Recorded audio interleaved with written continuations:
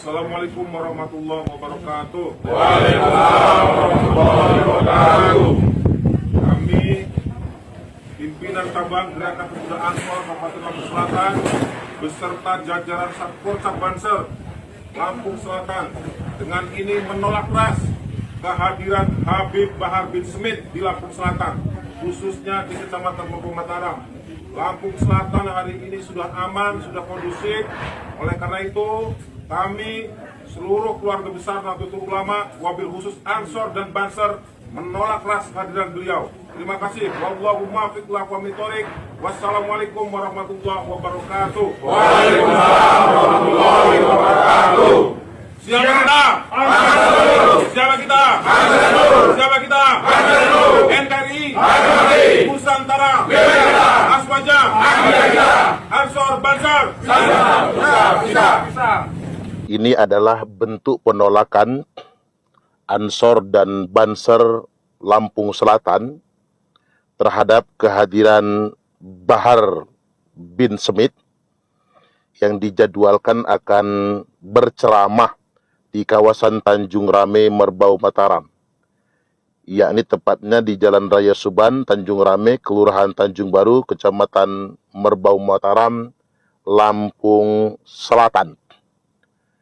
Keluarga besar Nahdlatul Ulama Lampung Selatan, khususnya Banser dan Ansor, dengan tegas menyatakan penolakan terhadap kehadiran Bahar bin Smith.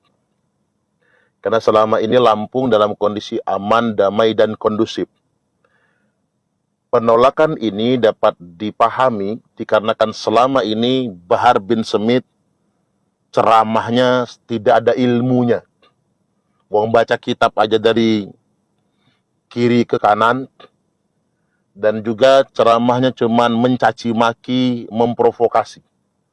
Cobalah lihat ketika dia di panggung ceramah, orang-orang alim jadi tampak bodoh semua. Para kiai-kiai yang berilmu, ahli baca kitab kuning, jadi tampak bodoh semua. Akademisi, profesor tampak tak berilmu semua. Seakan-akan yang berilmu Bahar sendiri. Isi ceramahnya tidak jauh dari mencaci pemerintah, menghina negara, mencaci aparat negara, menghina ulama-ulama pribumi, menghina bangsa Indonesia. Maka dengan ini kami mengapresiasi sikap Ansor dan Banser Lampung Selatan yang menolak kehadiran Bahar bin Smith. Bahkan kita segenap bangsa Indonesia mulai hari ini menolak adanya pengakuan Bani Ba'alwi yang telah mengaku-ngaku sebagai cucu Nabi. Padahal mereka sama sekali bukan cucu atau bukan zuriat Rasulullah Sallallahu Alaihi Wasallam. Mari mulai saat ini kita galang dukungan untuk mencerdaskan masyarakat, menegaskan Bani Ba'alwi bukan cucu Nabi, dan kita proses pemidanaan mereka yang mengaku-ngaku sebagai cucu Rasulullah tersebut dipidanakan dengan pasal penodaan agama. Akan pesan Nabi. Nabi itu dari tahun kelahirannya. Sekarang tahun berapa, Bu? 1446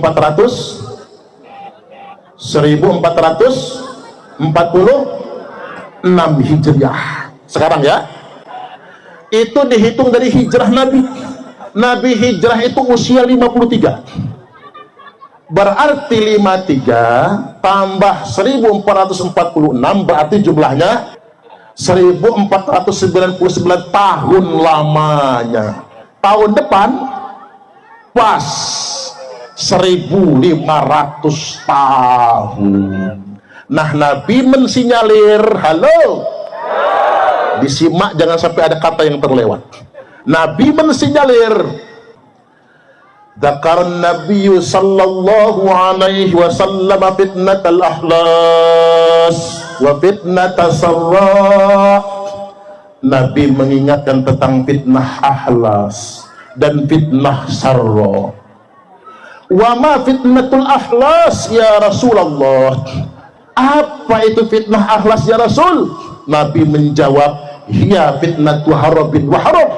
Fitnah ahlas adalah fitnah peperangan dan pelarian. di mana umatku ini akan dijajah bangsa asing, diperangi bangsa asing. Mereka akan dijajah, dianiaya, disiksa.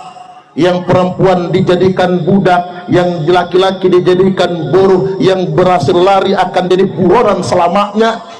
Dan zaman itu sudah kita jumpai. Kapan? Tahun 1595 Masehi. 1595 Masehi datang Belanda ke Indonesia. Pertama kali datang ke Laut Banten, menandai penjajahan pertama Belanda terhadap Indonesia. Kita baru merdeka tahun 1945, berarti 345 tahun kita dijajah oleh Belanda, 3 abad setengah lebih. Mengapa terlalu lama kita dijajah Belanda? Pengen tahu jawabannya? Pengen tahu aja apa tahu banget? Kita terlalu lama dijajah oleh Belanda gara-gara kita dikhianati oleh saudara-saudara kita sendiri.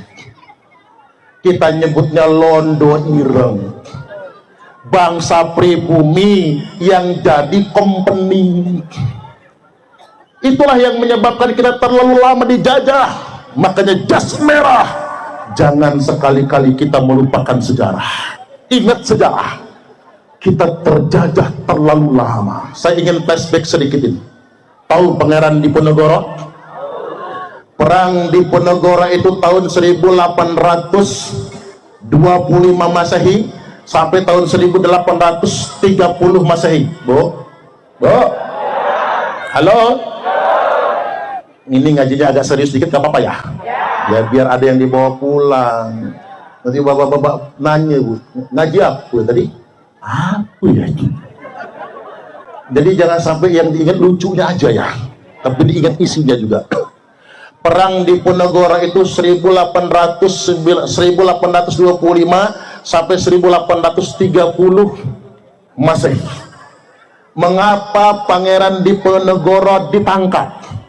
Padahal Belanda paling sulit mengalahkan Pangeran Diponegoro. Perang yang paling banyak merugikan Belanda, perang Diponegoro. Penyebabnya apa? Penyebabnya ada seseorang yang bernama Pekih Ibrahim. Saudara kita dewe, kanci kita, Bu, dulur dewe. Pekih Ibrahim yang membujuk Pangeran Diponegoro. Bulan Ramadan dia ngomong, nanti Pangeran, kita turun gunung pas Idul Fitri, kita akan beridul fitri bersama di rumah Gubernur Jenderal Belanda Van de Kok. Namanya jelek banget, Van de Kok, di Magelang. Pangeran Diponegoro nggak mau. Kata Pekih Ibrahim, biar saya yang menjamin, pokoknya tidak akan terjadi penangkapan. Ini murni silaturahim. 3 kali ngomong, Pangeran Diponegoro percaya. Mengapa percaya? Orang ini Habib Ibrahim Ba'abdu, gelarnya Pekih Ibrahim. Mengapa sejarah nyebut Pekih Ibrahim, Pak? Habibnya ditutup. Mengapa Pangeran Diponegoro percaya? Karena dia ngaku Habib, keturunan Nabi. Karena dia orang Islam, karena dia ulama.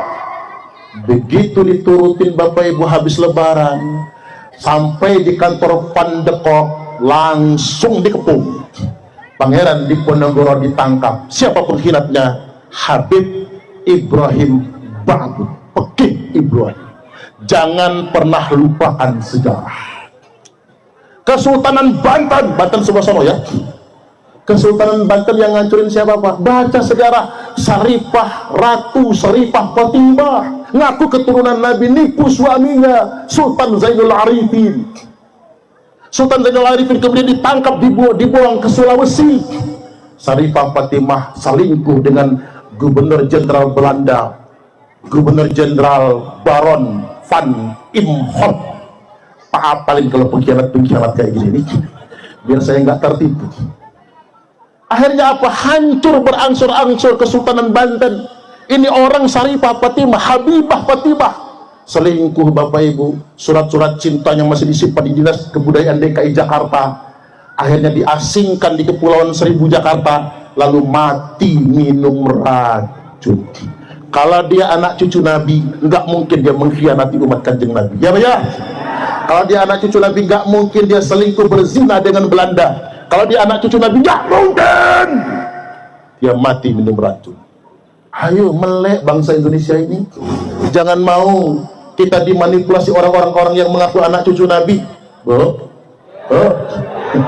Saya agak galak ceramahnya ya. Ya nggak apa-apa lah sekali. Namanya jemugan, Bu. Jemugan itu kan itu. Jadi saya lanjutkan Bapak Ibu. Tahun 1830 Raden Imba Kesumaratu. Tahu nggak?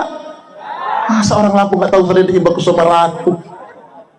Raden Imba Kesumaratu memimpin pasukan dari Keratuan Darah Putih. Uripan kalian dah. Perang melawan VOC Belanda. Itu Raden Imba Kesumaratu. Bersama mertuanya dari Banten Bapak Ibu. Makanya Pak, sudah sejak dulu orang Lampung sama orang Banten itu pasti tolong menolong. Pasti itu Bapak Ibu. Sudah dari dulu.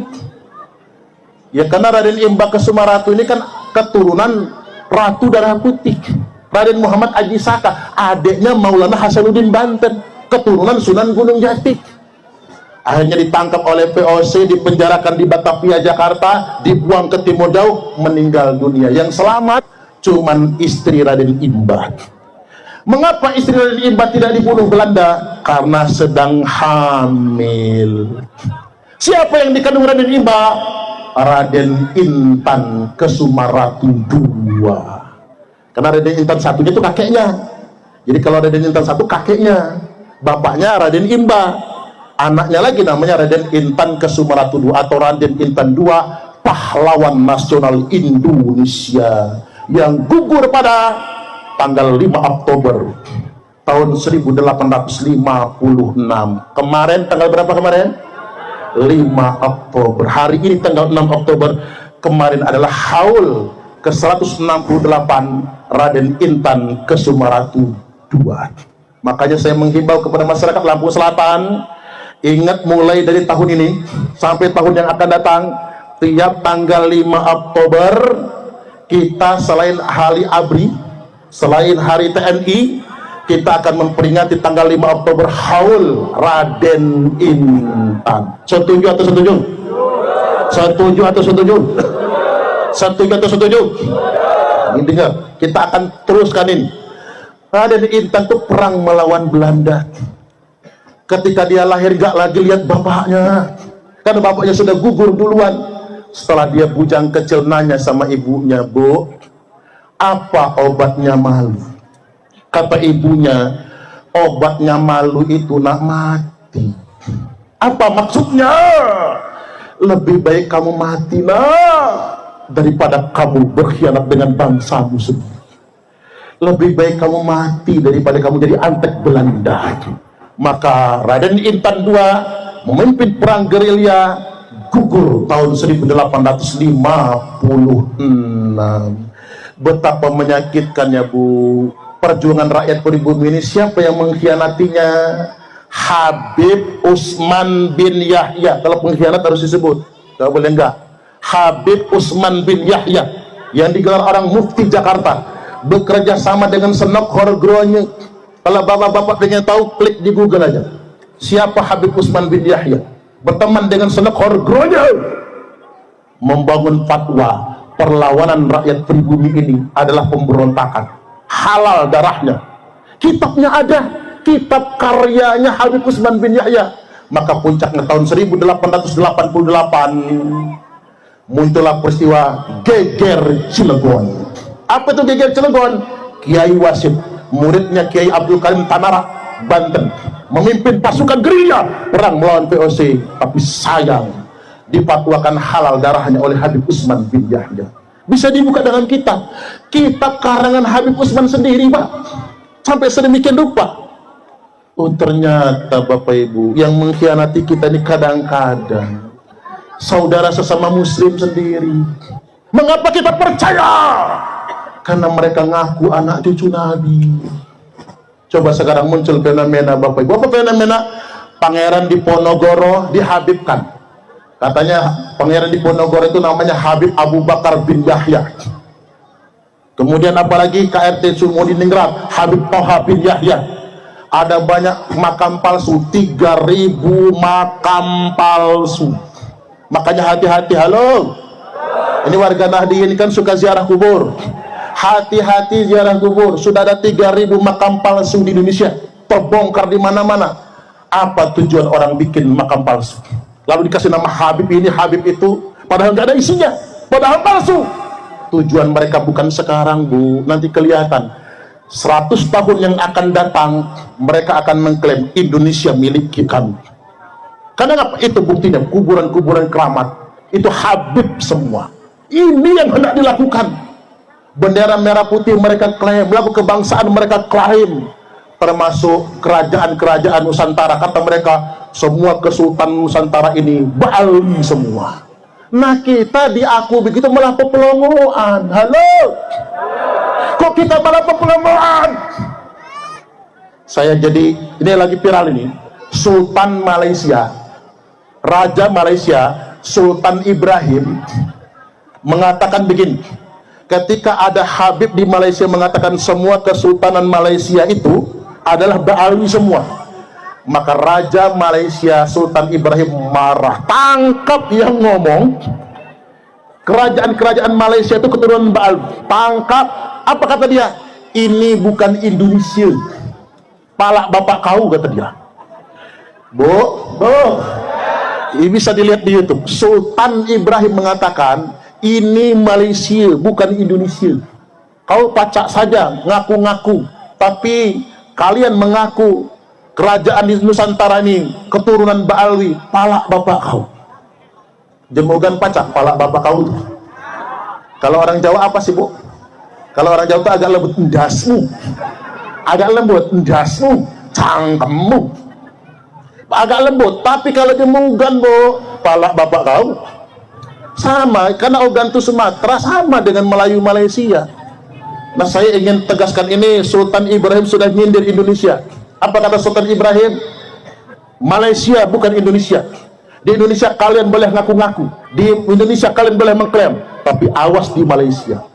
Maka Sultan Ibrahim memerintahkan polisi di Raja Malaysia untuk menangkap orang yang sudah mengklaim sejarah kerajaan Malaysia tersebut. Tepuk tangan dulu.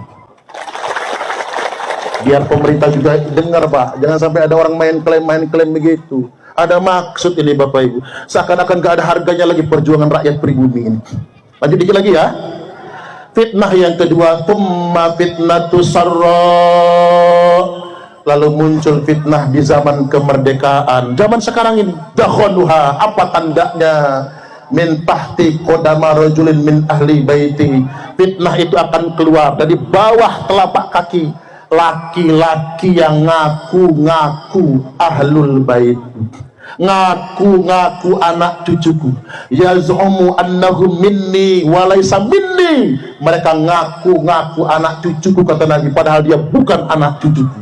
Wa innama awliya'iyal muttaqun, karena sesungguhnya semata-mata anak cucuku hanyalah orang-orang yang bertakwa, wali-waliku hanyalah orang-orang yang bertakwa. Halo?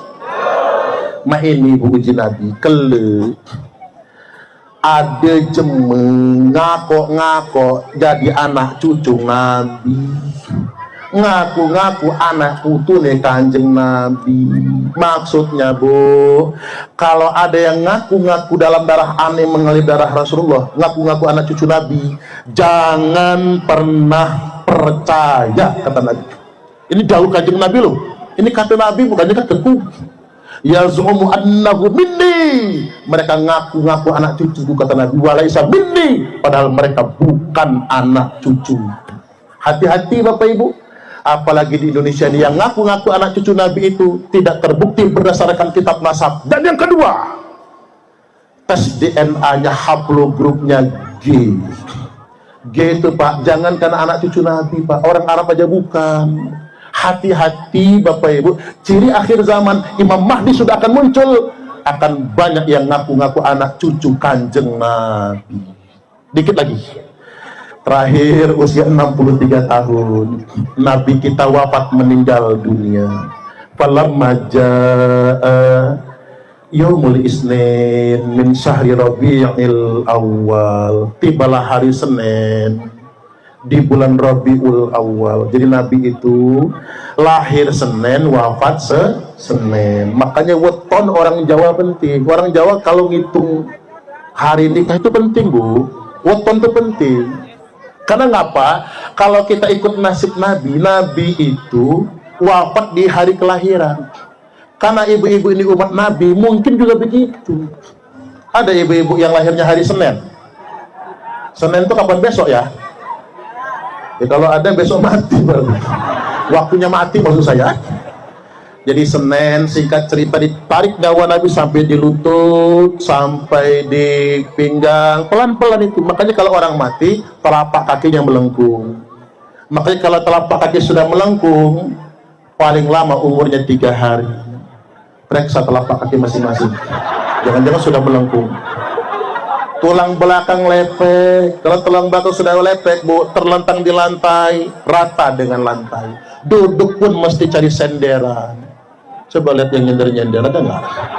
Oh, nggak ada ya, alhamdulillah. Tarik nyawa Nabi sampai di dada. Nabi berwasiat, usikum bisolati wa ma malakat aimanukum. Aku wasiatkan kepada kalian semua, jaga sholat dan jaga budak sahaya dalam kuasa kalian atau amanah dalam genggaman kalian. Tarik lagi nyawa Nabi sampailah di kerongkongan. Nabi pesan buat ibu-ibu muslimat ini, ittaqun nisa, ittaqun nisa, ittaqun nisa. Hati-hati dengan wanita, jaga wanita, selamatkan kaum wanita. Karena kebanyakan perempuan masuk neraka. Apa sebab perempuan masuk neraka? Ada uang abang disayang, nggak ada uang abang ditendang. Kalau dapat laki lagi gemuk, mau dipeluk-peluk. Tapi kalau dapat lakinya lagi nipis, laki megang aja bilangnya najis. Dijai bajai najong tralala. Yang kedua, apa sebab wanita banyak masuk neraka? Karena perempuan melawan suami. Makanya Bu, ibu-ibu kalau pengen masuk surga, taat aja sama suami. Kalau pengen masuk neraka gampang Bu, melawanlah sama suami. Suami lagi tidur Bu, sepak palanya, gratis masuk nerakanya. Tarik lagi nyawa Nabi sampailah di batas akhirnya. Nabi berucap as-sholat, as-sholat, as-sholat, sholat, sholat dan sholat lagi. Ummati, ummati, ummati, umatku, umatku, umatku.